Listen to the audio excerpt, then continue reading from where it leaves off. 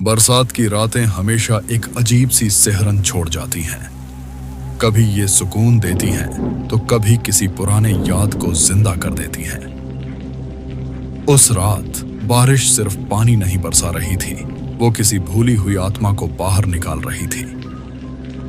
अमावस्या रात का वो सन्नाटा कुछ अजीब संकेत कर रहा था, मानो जैसे आज कुछ अनहोनी होने वाली हो।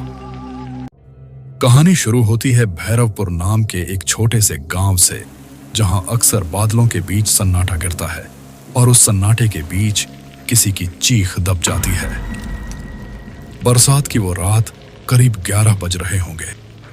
उस सुनसान सड़क पर एक रिक्शा उस गांव की ओर आगे बढ़ रही थी। सड़कें फिसलन भरी और हेडलाइट की रोशनी जैसे धुंध को चीरने की कोशिश में थक चुकी हो।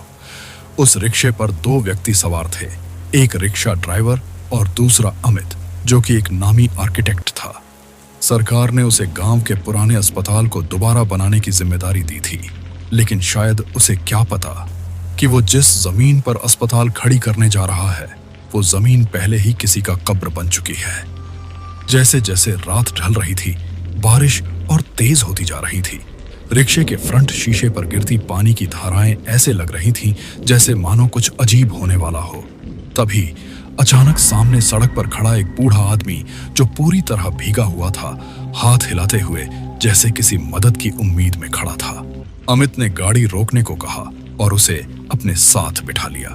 गाड़ी फिर से उसी सड़क पर चल पड़ी, लेकिन रिक्शे के अंदर अब एक अजीब सी गंध भर चुकी थी, जैसे गीली मिट्टी और सड़ी हुई लकड़ी की मिलीजुली गंध।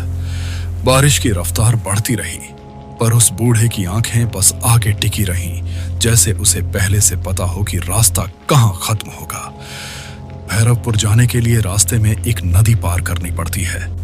बारिश इतनी तेज थी कि नदी का बहाव खतरनाक हो गया था। रिक्शे वाले ने आगे जाने से मना कर दिया। भैया, इससे आगे हम नहीं जा सकते। रात भी काफी ज्यादा हो गई थी और उस सुनसान रास्ते पर इतनी रात को मदद की कोई उम्मीद भी नहीं दिख रही थी। तभी वो बूढ़ा बोला, भैया, आप बुरा ना मानो तो यहाँ से कुछ कदम आगे पास में ही मेरा घर है। आप चाहो तो आज रात वहीं ठहर सकते हो। इतनी रात को आप कहाँ जाओगे? अमित के पास और कोई विकल्प भी नहीं था। उसने हाँ कहा और उसके पीछे चल पड़ा। बारिश के बीच वो तीनों उस बूढ़े के घर की ओर चल दिए। जैसे ही वो घर तक पहुंचे, घर की हालत देखकर अमित दंग रह गया। ऐसा लग रहा था जैसे सदियों से उस घर में कोई नहीं रह रहा हो। दीवारों पर सीलन, टूटी हुई खिड़कियां और छत से टपकता पानी, ये देखकर उसे अजीब लगा।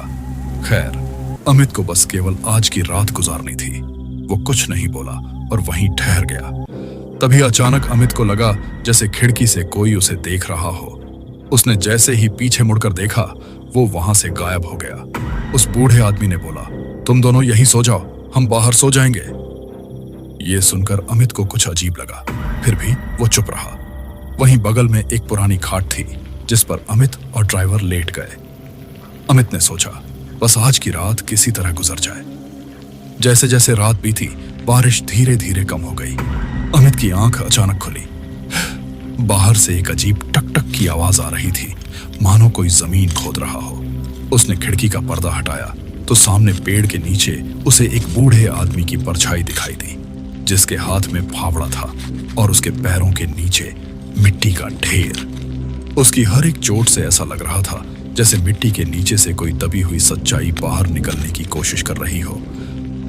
अमित जैसे ही बाहर निकला, वो परछाई वहां से गायब हो गई। बस ताजा खुदी हुई मिट्टी और उसके बीच दबा हुआ एक पुराना लकड़ी का बक्सा दिखा।